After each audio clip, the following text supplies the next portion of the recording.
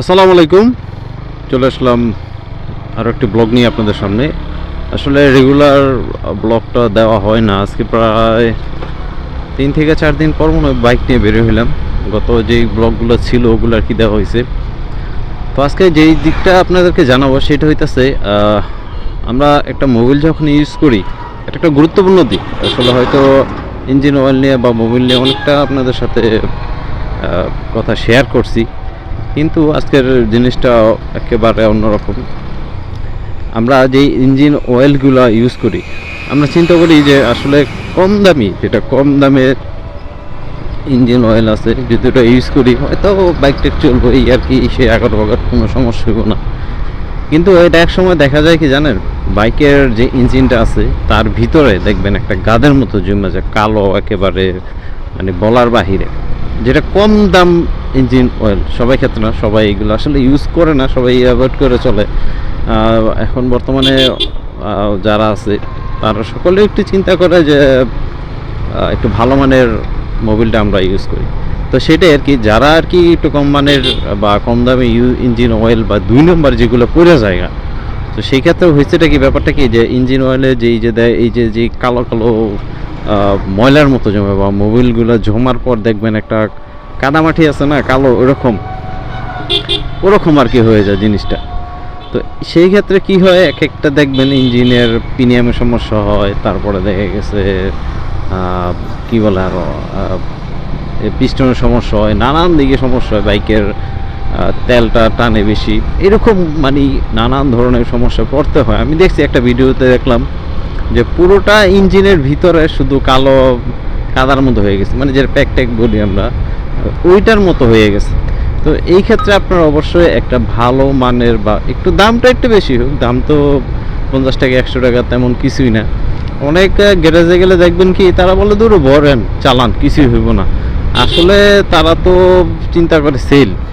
ওই যে একটা ব্লগ বলছিলাম না, যে না আসলেই কি একটা ইঞ্জিন অয়েল দিয়ে কি 1000 কিলোই চালানো যায় নাকি আরও বেশি।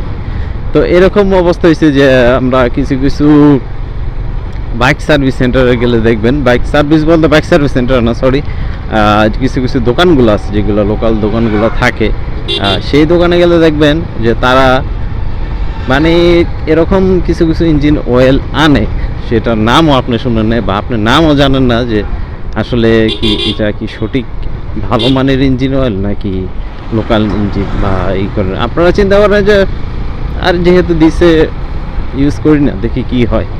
তো এইটা একটু খামখেয়ালি, আমাদের নিজেদের একটু খামখেয়ালি আছে, যার জন্য এই অবস্থাটা হয়। তো সকলে একটু চিন্তা ভাবনা করবেন যে এই জিনিসটা একটু অ্যাভয়েড করবেন, যে আপনার গাড়ি আপনার মত মতো ইঞ্জিন অয়েল ইউজ করবেন।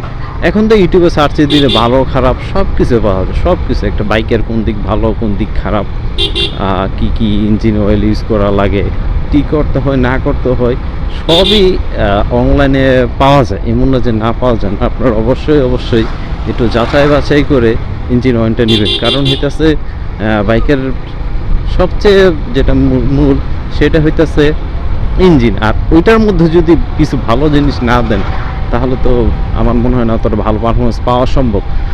কারণ হইতেছে একে তো খাবার ভালো পড়তেছে না, দ্বিতীয়ত ওইটার ভিতরে একটা গাদের মতো সৃষ্টি করে, যে গাদটা আর কি পরবর্তী টাইমে সমস্যা করে।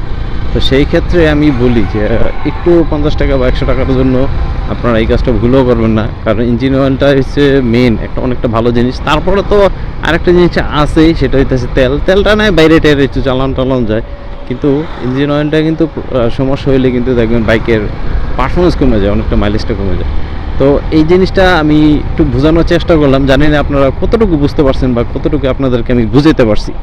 এটা কিন্তু একটা খুবই ইম্পর্টেন্ট দিক, কারণ আমার বাইকে আমি বুঝি, আরেকজনের বাইক সেটা সম্বন্ধে আমার একটু জানানোর চেষ্টা করি, যে না আসলে এটা তার জানা দরকার, যে একটু কমের জন্য আমরা যেসব ইঞ্জিন অয়েলগুলো ইউজ করি সেক্ষেত্রে আমাদের কি প্রবলেম হইতে পারে।